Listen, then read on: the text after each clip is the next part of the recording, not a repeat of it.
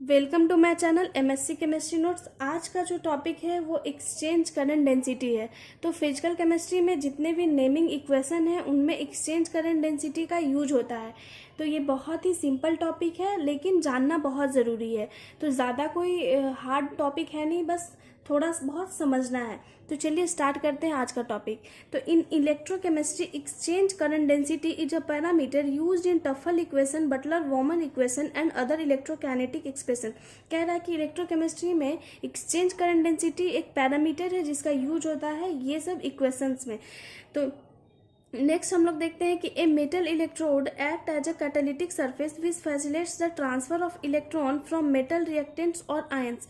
कहता है कि मेटल इलेक्ट्रोड है वो कैटालिटिक सरफेस की तरह बिहेव करता है। मीन्स अगर उस पर हम लोग कोई एनर्जी अप्लाई करते हैं तो इलेक्ट्रॉन का ट्रांसफर होता है। Transfer of electron means current का फ्लो होता है। तो thus the electrode reactions may be considered as the steps used in heterogeneous catalysis। यहाँ पे नॉर्मली एग्जाम्पल लिया गया है ताकि अच्छे से समझ में आ सके कि transfer of electron catalytic surface पे कैसे होता है। तो फर्स्ट स्टेप में होता है diffusion of reactants around the electrode. Second है absorption of reactant to the electrode. Third है transfer of electron from the reactant. Fourth है desorption of the product from the electrode. Fifth है diffusion of products away from the electrode. तो यहाँ पे ये 5 step है जो कैटालिटिक सरफेस के बिहेवियर को शो करता है। नेक्स्ट पैराग्राफ में हम लोग देखते हैं in an electrode reaction the energy of the electric field acting on charged species help them to increase the activation energy barrier. Since such reaction occurs at some temperature, so there will be thermal contribution also। इस paragraph का meaning ये हुआ कि electrode reaction में जब हम लोग electric field apply करते हैं चार्ज स्पीसीज पे तो वो उसका जो एक्टिवेशन एनर्जी है वो इंक्रीज करता है। Means activation energy barrier increase करता है। Since such reaction occurs at some temperature, इसलिए कहा जाता है कि ऐसा रिएक्शन कुछ टेम्परेचर पे एग्जिस्ट करता है। So there will be thermal contribution also, इसलिए हम लोग कहते हैं कि यहाँ पे थर्मल कंट्रीब्यूशन भी है इलेक्ट्रोड रिएक्शन को होने में। इलेक्ट्रिक फील्ड का भी कंट्रीब्यूशन है और थर्मल कंट्रीब्यूशन भी है। Hence we say that in electrode reaction there is contribution of electric field and thermal field। यहाँ पे यही बताया गया है कि इलेक्ट्रोड रिएक्शन में इलेक्ट्रिक फील्ड भी काम करता है और थर्मल फील्ड भी काम करता है। तो यहाँ पे जो मेन एक्सचेंज करंट डेंसिटी का डेफिनेशन है वो इस पैराग्राफ में दिया गया है ताकि आप लोग समझ जाइए। वो एग्जाम्पल इसलिए दिया गया है ताकि आप लोग समझिए कि जो इलेक्ट्रोड रिएक्शन में मेटल इलेक्ट्रोड है वो क्या बिहेवियर शो करते हैं। तो चलिए हम लोग एग्जैक्ट डेफिनेशन है करंट एक्सचेंज करंट डेंसिटी का वो देखते हैं। तो at equilibrium for each ionic species the rate of electron transfer in the cathodic direction is made equal to the rate of electron transfer in the anodic direction। So we can say that the exchange current density is equivalent for cathodic and anodic current density।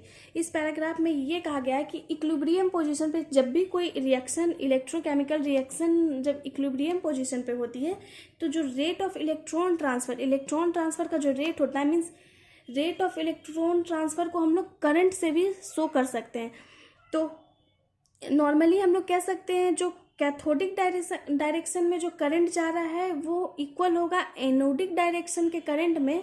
तो reaction equilibrium में रहेगा। Equilibrium में रहने के लिए दोनों direction में current का फ्लो सेम होना चाहिए, इक्वल होना चाहिए। इसलिए हम लोग कह सकते हैं कि एक्सचेंज जो करंट डेंसिटी है वो इक्विवेलेंट होता है cathodic and anodic current density के। बस यही एक सिंपल सा डेफिनेशन है, ज़्यादा कुछ नहीं है। तो यहाँ पे हम लोग इस पैराग्राफ में जो दिया गया है उसके अकॉर्डिंग यहाँ पे mathematical expression exchange current density का लिखें। I nought is equal to I C is equal to I A. I nought को यहाँ पे करंट डेंसिटी हम लोग माने हैं और आई सी है जो कैथोडिक करंट डेंसिटी है एंड आई ए है जो एनोडिक करंट डेंसिटी है। तो यहाँ पे नॉर्मली यहाँ पे वन लाइनर में कोई पूछे कि एक्सचेंज करंट डेंसिटी क्या होता है तो the current density at equilibrium is called exchange current density. Means equilibrium पे जो करंट डेंसिटी होता है वही एक्सचेंज करंट डेंसिटी होता है। तो exchange current density for some electrode reactions are as below. कुछ एग्जांपल है करंट डेंसिटी के, जो कि डाटा है यहाँ पे दिया हुआ। मेटल इलेक्ट्रोड है, यहाँ पे इस कौन से सिस्टम में ये इलेक्ट्रोकेमिकल रिएक्शन हो रहा है और इनका एक्सचेंज करंट डेंसिटी की वैल्यू क्या है। तो इस वैल्यू से हम लोग पता करते हैं कि वो जो इलेक्ट्रोकेमिकल रिएक्शन है उसका नेचर क्या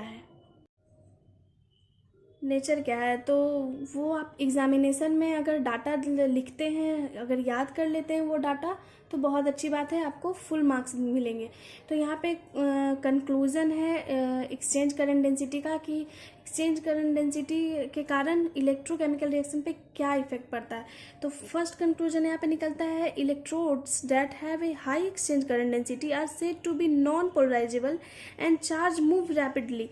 कह रहा है इलेक्ट्रोड का अगर high exchange current density value होगा तो वो नॉन पोलराइजेबल रिएक्शन कहलाएगा। मीन्स जो चार्ज है वहाँ पे बहुत फास्ट मूव करेंगे।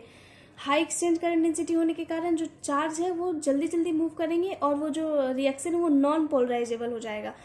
सेकेंड में कहता है कि electrode that have low exchange current density are said to be polarisable and charge move slowly. अगर इलेक्ट्रोड का जो current density exchange current density अगर लो होगा तो उसका जो नेचर होगा रिएक्शन का वो पोलराइजेबल हो जाएगा और जो चार्जेस है वो बहुत स्लोली मूव करेंगे। तो एक्सचेंज करंट डेंसिटी कोई हार्ड टॉपिक नहीं है, बस ये नॉर्मली एक टॉपिक है।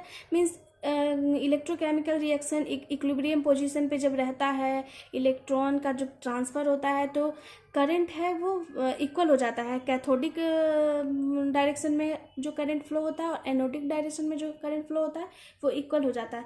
बस इतना ही सा सिंपल सा समझने वाली बात है और कुछ नहीं है बस ज़्यादा इसमें। तो अगर आपको मेरा वीडियो पसंद आता है तो प्लीज़ मेरे चैनल को सब्सक्राइब कीजिए, लाइक कीजिए, ज़्यादा से ज़्यादा शेयर कीजिए ताकि मैं और भी टॉपिक पे वीडियो बना सकूं। Thank you so much guys.